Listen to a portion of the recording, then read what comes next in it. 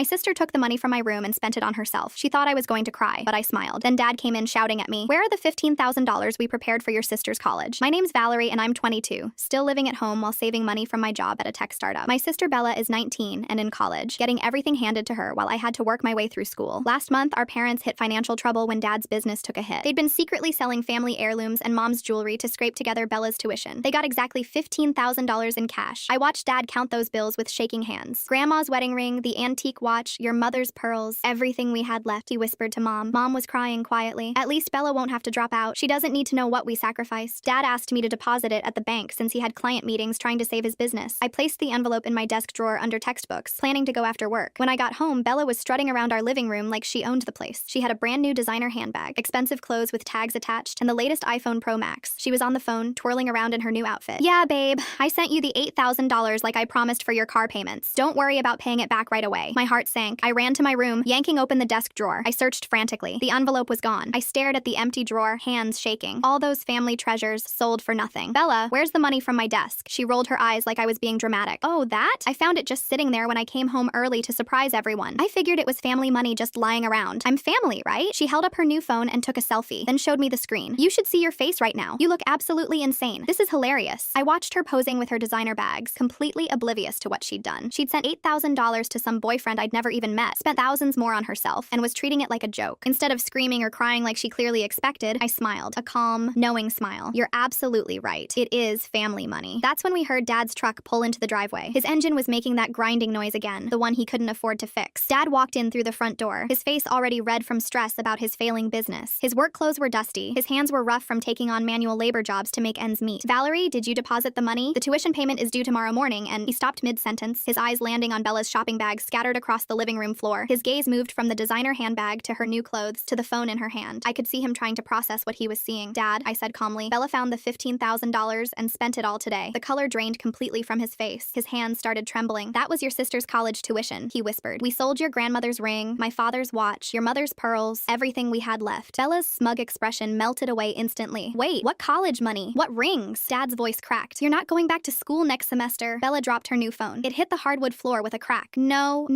she stammered. I didn't know. I can return some of this stuff." "You sent $8,000 to your boyfriend," I said quietly. "I heard you on the phone." Mom walked in wearing hospital scrubs from her double shift. She looked at Bella's outfit, then Dad's face. "She spent the tuition money," Dad said. "All of it." Mom's badge fell from trembling fingers. "My grandmother's ring. I wore it on my wedding day." Bella was sobbing. "I can fix this." But the tuition deadline was tomorrow morning, and $8,000 was already gone. Dad sat in his recliner. 23 years I've been building that business. Now Bella won't even finish college. Bella finally understood what her selfish shopping spree had cost our family.